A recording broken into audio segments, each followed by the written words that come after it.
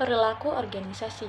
Definisi perilaku organisasi yaitu bidang studi yang mengintervalisir dampak perilaku individu, kelompok, serta struktur organisasi demi mencapai tujuan sebuah organisasi. Adapun ciri-ciri umum organisasi. Yang pertama ada terikat format tata tertib, yang kedua ada pendelegasian koordinasi dan wewenang, yang ketiga ada kerjasama terstruktur, yang keempat sasaran dan tujuan, dan yang terakhir terdapat komponen atasan dan bawahan. Ciri-ciri menurut Steiner dan Barelson. Yang pertama ada formalitas, yaitu perilaku dalam organisasi diatur oleh sistem formal seperti aturan, prosedur, kebijakan, dan struktur kerja yang jelas. Yang kedua ada hierarki atau tingkat kewenangan. Dalam organisasi terdapat susunan tingkat kekuasaan dan tanggung jawab, dari pimpinan tertinggi hingga staf pelaksana. Yang ketiga ada besar dan kompleksitas, yaitu organisasi biasanya memiliki ukuran tertentu, besar atau kecil, dan semakin besar organisasi, semakin kompleks perilaku di dalamnya. Dan yang keempat ada durasi, yaitu hubungan antar anggota organisasi bersifat jangka panjang dan berlangsung terus-menerus. Adapun unsur-unsur organisasi, yang pertama ada kerjasama, tujuan yang sama, peralatan, dan lingkungan. Tujuan organisasi yaitu pedoman kegiatan, sumber legitimasi, standar pelaksanaan, dan dasar rasional dan pengorganisasian. Adapun siklus hidup organisasi, yang pertama ada tahap pertumbuhan, yang kedua ada tahap beranjak dewasa, dan yang ketiga ada tahap penurunan. Materi selanjutnya ada perilaku individu dalam organisasi. Yang pertama ada individu dalam organisasi. Individu yaitu pribadi yang unik, latar belakang yang berbeda, karakteristik individual, kebutuhan, cara pandang dunia, perbedaan individu membentuk perilaku organisasi. Komponen pembentuk perbedaan individu. Yang pertama ada kepribadian, yaitu sifat dasar bawaan atau genetik. Yang kedua ada lingkungan yang dipengaruhi oleh keluarga, sosial, budaya. Dan yang ketiga ada pengalaman hidup. Yang keempat ada pendidikan dan pembelajaran. Selanjutnya ada sifat dinami. Meskipun kepribadian cenderung stabil, manusia tetap bersifat dinamis. Artinya bisa berkembang atau berubah tergantung pengalaman dan situasi. Prinsip umum perilaku individu, yaitu determinan kepribadian. Kepribadian seseorang adalah pola khas pikiran, perasaan, dan perilaku yang membuat individu berbeda satu sama lain. Determinan kepribadian ini berasal dari dua sumber utama. Yang pertama yaitu keturunan atau faktor genetik. Contohnya, kecenderungan emosional, tingkat energi, dan reaktivitas yang dibawa secara genetik. Yang kedua meliputi semua pengalaman hidup dan pengaruh sosial yang diterima individu sejak lahir hingga dewasa. Materi selanjutnya yaitu individu dan kelompok. Yang pertama ada individu, yaitu orang yang memandang berbagai hal secara berbeda akan berperilaku secara berbeda. Yang kedua ada orang yang memiliki sikap yang berbeda akan memberikan respon yang berbeda terhadap perintah. Yang ketiga ada orang yang memiliki kepribadian berbeda berinteraksi dengan cara yang berbeda. 3 komponen dasar perilaku menurut Sigmund Freud. Yang pertama ada konsepsi ID, yaitu bagian dari diri kita yang hanya ingin senang-senang dan memuaskan keinginan. Yang kedua ada konsepsi ego, yaitu bagian dari diri kita yang berpikir logis dan menengahi antara keinginan dan kenyataan. Dan yang terakhir ada konsepsi superego, yaitu bagian dari diri kita yang mengerti aturan, moral, dan merasa bersalah kalau berbuat salah. Prinsip dasar individual. Yang pertama yaitu manusia berbeda karena berbeda kemampuannya. Yang kedua, manusia mempunyai kebutuhan berbeda. Yang ketiga, orang berpikir tentang masa depan dan membuat pilihan tentang bagaimana bertindak.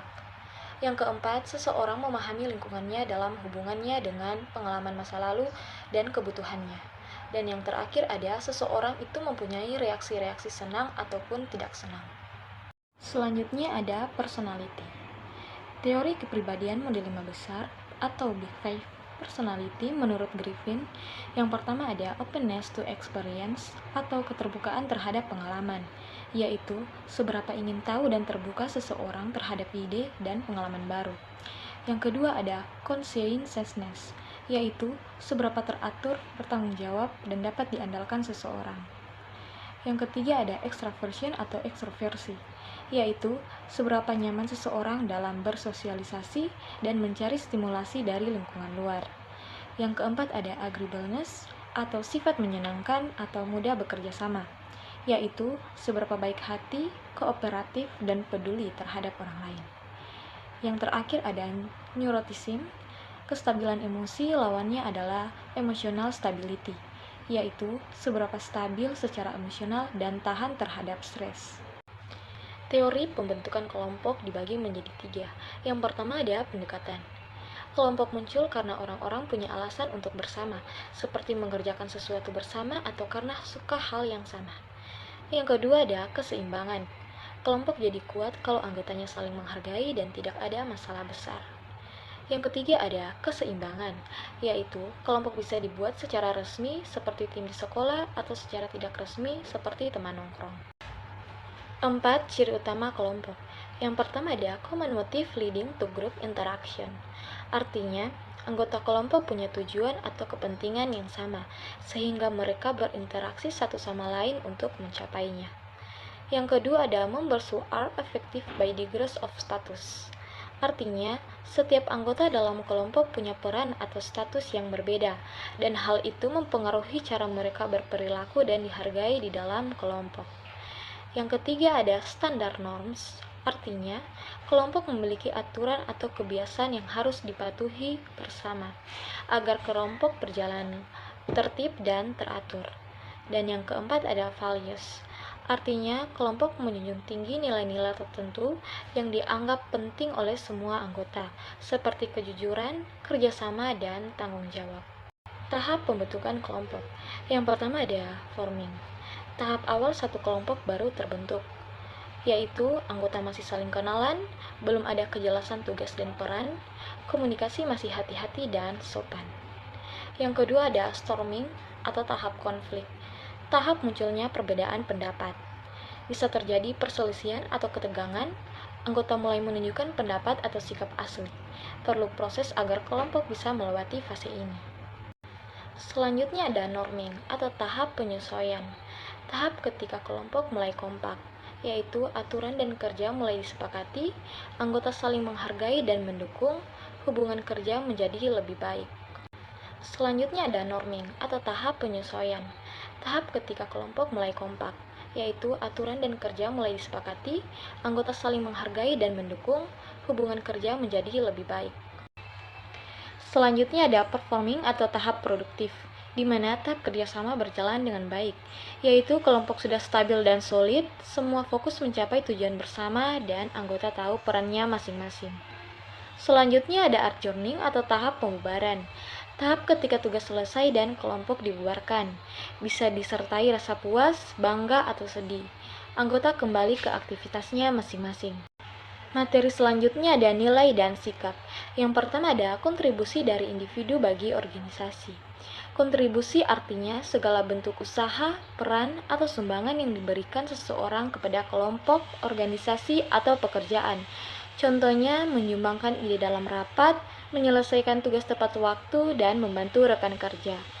Yang kedua ada kompensasi dari individu bagi organisasi, artinya imbalan atau balasan yang diterima seseorang atas kontribusinya, bisa berupa uang, penghargaan, atau fasilitas.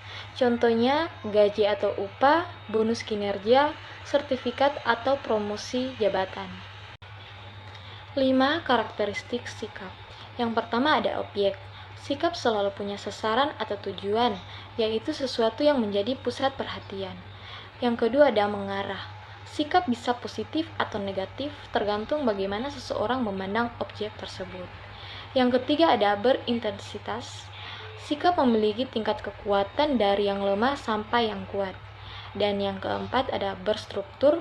Sikap terdiri dari 3 komponen yang saling terkait. Yang pertama ada kognitif atau pikiran, yang kedua ada efektif atau perasaan, dan yang ketiga ada konatif atau tindakan. Nilai atau values. merupakan suatu tuntunan atau pedoman yang mendasari bagaimana seseorang atau sebuah organisasi itu berpikir, mengambil keputusan, bersikap, dan bertindak.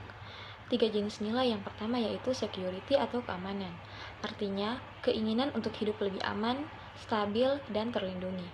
Yang kedua ada conformity atau kepatuhan, artinya nilai yang mendorong seseorang untuk menaati aturan, norma sosial, dan harapan orang lain. Yang ketiga ada self-direction atau arahan diri sendiri, artinya keinginan untuk bebas memilih, berpikir sendiri, dan bertindak sesuai dengan keyakinan pribadi. Nilai versus norma. Norma adalah nilai, tetapi nilai belum tentu berbentuk norma. Norma adalah nilai secara umum diterima oleh suatu masyarakat dan menjadi pedoman. Selanjutnya ada nilai terminal, adalah tujuan hidup yang ingin kita capai. Ini seperti impian besar atau cita-cita kita. Yang ketujuh ada nilai instrumental, adalah cara atau sikap yang harus kita miliki untuk mencapai tujuan itu. Ini seperti alat atau jalan menuju impian kita. Selanjutnya etika versus moral. Etika berasal dari bahasa Yunani yaitu ethos, yang berarti kebiasaan atau watak. Etika merujuk pada dua hal. Yang pertama, etika berkenaan dengan nilai-nilai yang dianut manusia, olehnya merupakan cabang filsafat. Kedua, etika merupakan pokok permasalahan dalam nilai dan hukum untuk mengatur tingkah laku manusia. Materi selanjutnya ada motivasi. Pengertian motivasi. Motivasi adalah kondisi yang mendorong atau menjadi sebab seseorang melakukan suatu perbuatan atau kegiatan yang berlangsung secara sadar. Yang kedua ada teori kebutuhan atau need dari Abraham Maslow. Yang pertama ada kebutuhan fisiologis, kebutuhan dasar agar tubuh bisa hidup, contohnya makan dan minum. Yang kedua ada kebutuhan keamanan. Setelah kebutuhan dasar terpenuhi, manusia ingin merasa aman dan terlindungi. Contoh rasa aman dari bahaya ataupun tempat tinggal yang nyaman. Kebutuhan sosial, yaitu manusia ingin merasa dicintai, punya teman, dan menjadi bagian dari kelompok. Yang keempat ada kebutuhan penghargaan. Manusia ingin dihargai dan menghargai diri sendiri. Yang kelima ada kebutuhan aktualisasi.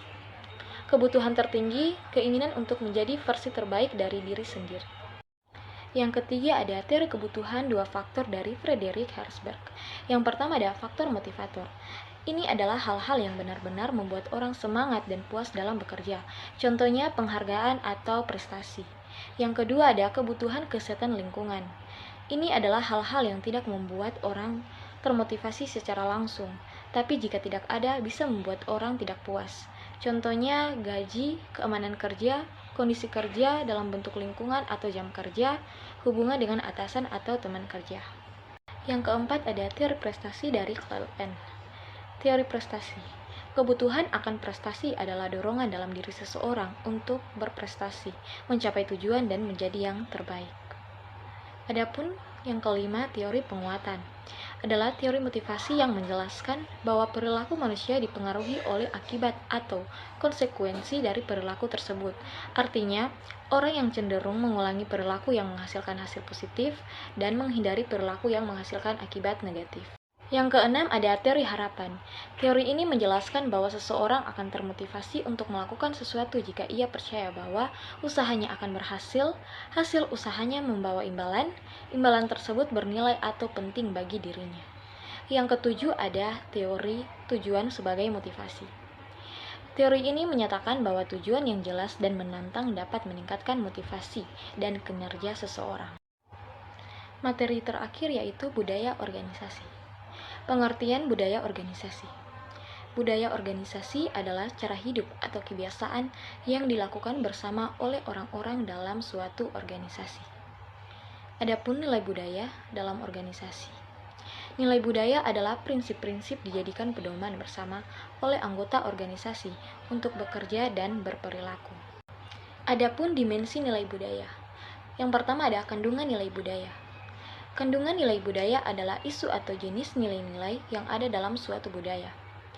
Nilai-nilai ini bisa mencangkup kepercayaan, norma, aturan yang mempengaruhi perilaku anggota atau organisasi. Dan yang kedua ada kekuatan. Kekuatan nilai budaya adalah seberapa kuat nilai-nilai tersebut dianut, dipatuhi, dan mempengaruhi perilaku atau organisasi. Jadi, budaya organisasi mencerminkan kepribadian suatu organisasi dan menjadi fondasi utama dalam membentuk sikap, perilaku, serta kinerja anggotanya. Sekian presentasi dari saya, kurang dan lebihnya mohon dimaafkan. Wassalamualaikum warahmatullahi wabarakatuh.